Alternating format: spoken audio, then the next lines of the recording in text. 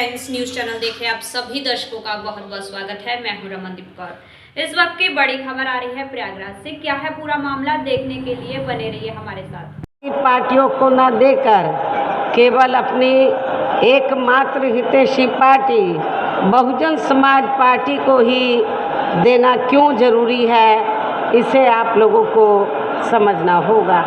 हालांकि इस संदर्भ में आप लोगों को ये मालूम है कि आज़ादी के बाद शुरू में काफ़ी लंबे समय तक केंद्र व उत्तर प्रदेश सहित देश के अधिकांश राज्यों में भी कांग्रेस पार्टी की ही अकेले यहाँ सरकारें रही हैं, किंतु इनकी गलत नीतियों व गलत कार्य प्रणाली की वजह से ही अब ये पार्टी केंद्र व काफ़ी राज्यों के साथ साथ यहाँ उत्तर प्रदेश की सत्ता से भी बाहर हो चुकी है। इसके साथ ही ये पार्टी ज़बरदस्त जातिवादी होने के कारण शुरू से ही हर मामले में खासकर यहाँ दलित, आदिवासी व अन्य पिछड़ा वर्ग विरोधी पार्टी भी रही है और अभी भी है, जिस कारण केंद्र में रही इस पार्टी की सरकार ने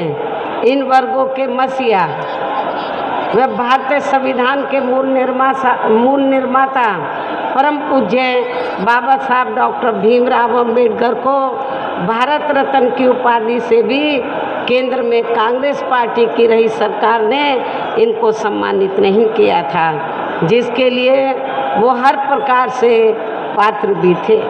इतना ही नहीं बल्कि इनकी मूवमेंट को आगे बढ़ाने के लिए अपनी पूरी जिंदगी समर्पित करने वाले मान्यवर श्री कांशीराम जी के देहांत होने पर भी केंद्र में उस समय इसी कांग्रेस पार्टी की रही सरकार ने उनके सम्मान में एक दिन के लिए भी राष्ट्रीय शोक घोषित नहीं किया था, तथा न ही इस पार्टी की रही सरकार ने पिछड़े वर्ग की आरक्षण संबंधी मंडल कमीशन की रिपोर्ट को भी लागू किया था, जिससे फिर बीएसपी ने अपने कड़े संघर्ष व अथक प्रयासों से केंद्र में रही उस समय श्री बीपी सिंह की सरकार से ही लागू कराया था।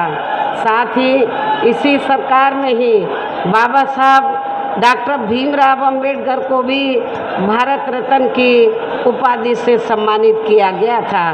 लेकिन अब केंद्र व अधिकांश राज्यों की भी सत्ता से बाहर होने पर यही कांग्रेस पार्टी खासकर दलितों, आदिवासियों व अन्य पिछड़े वर्गों के वोटों की खातिर आए दिन किस्म किस्म की नाटकबाजी करती रहती है, जबकि इन वर्गों के व अन्य और मामलों में भी इस पार्टी की सच्चाई तो ये है कि कांग्रेस पार्टी जब सत्ता में आसीन होती है और इनके अच्छे दिन होते हैं तो तब इस पार्टी को इन वर्गों का विकास व उत्थान आदि याद नहीं आता है, तथा ना ही इनको महिलाओं की भी भागीदारी याद आती है।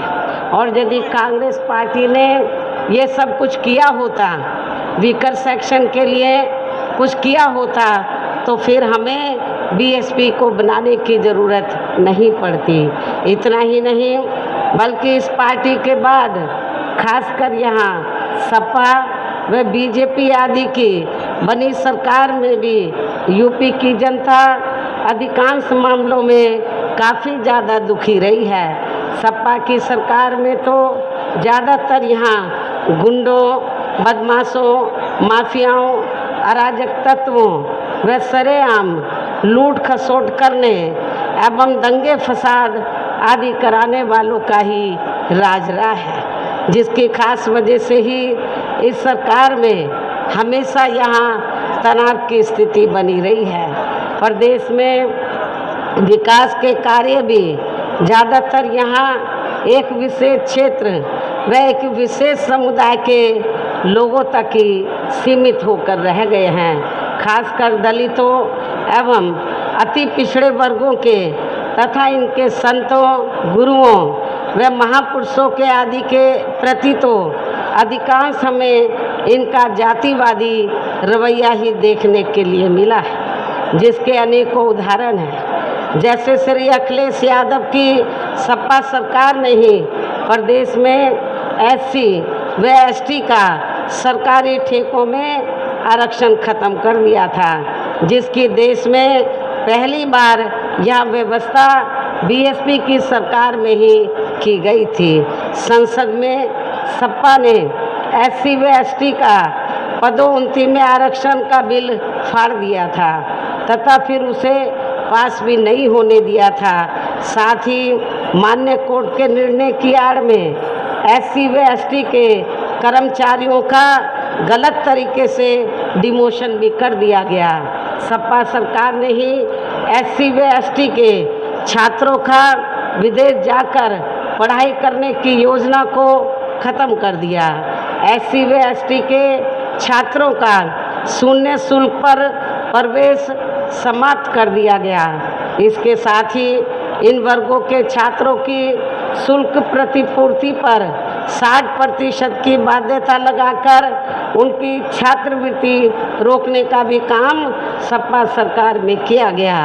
इसी सपा सरकार ने सरकारी भूमि आवंटन में SC व ST को मिलने वाली प्राथमिकता को ख़त्म कर दिया गया।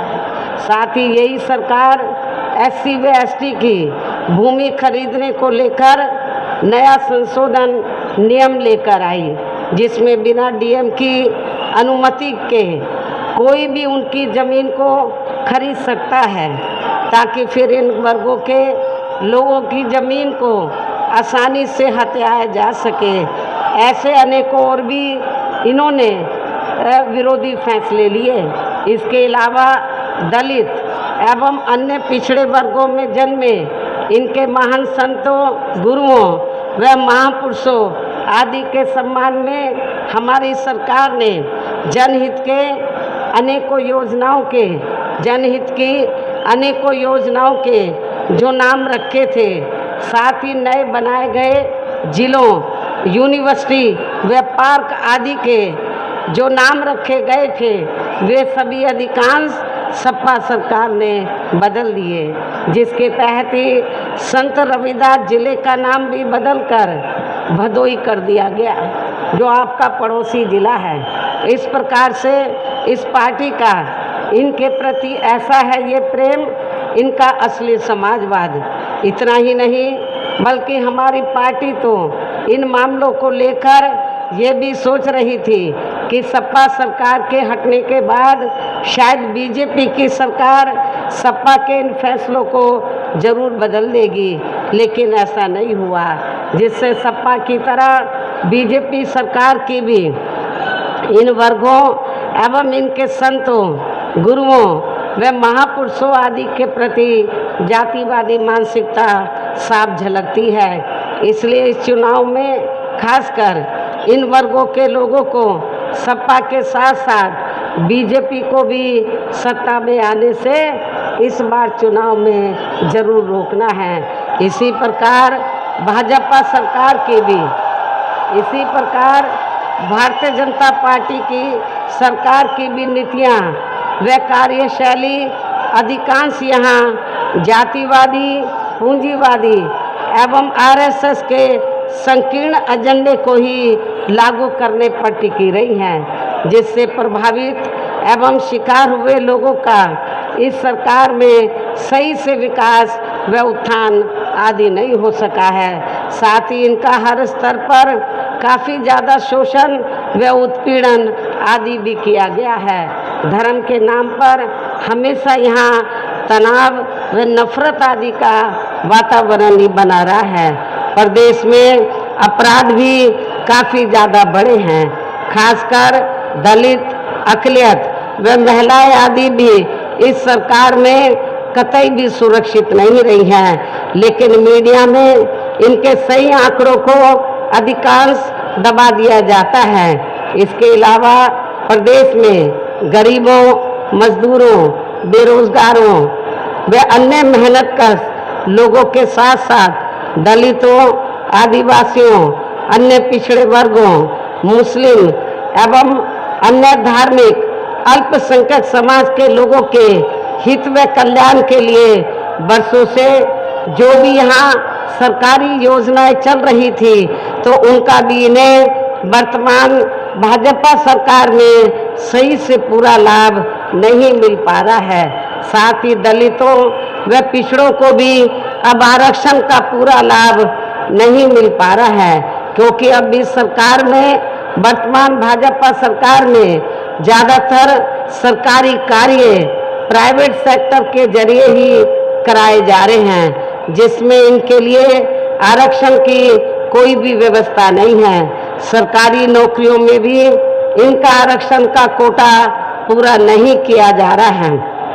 मुस्लिम व अन्य धार्मिक अल्पसंख्यक समाज के लोगों के साथ तो बीजेपी की सरकार में अधिकांश यहाँ सोतेला व पक्षपात वाला रवैया ही अपनाया गया है।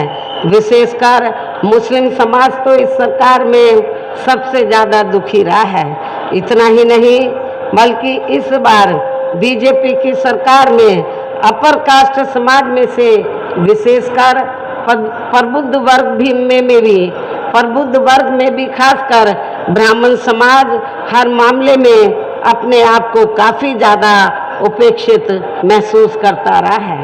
इसके अलावा इनकी गलत आर्थिक नीतियों के कारण यहाँ गरीबी, बेरोजगारी व महंगाई आदि भी काफ़ी ज़्यादा बढ़ी है।